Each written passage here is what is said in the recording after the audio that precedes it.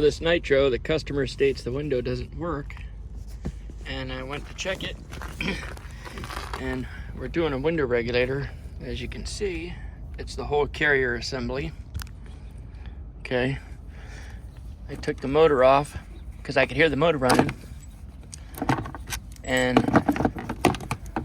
there's no regulator part there. I said, okay, well maybe it fell in there.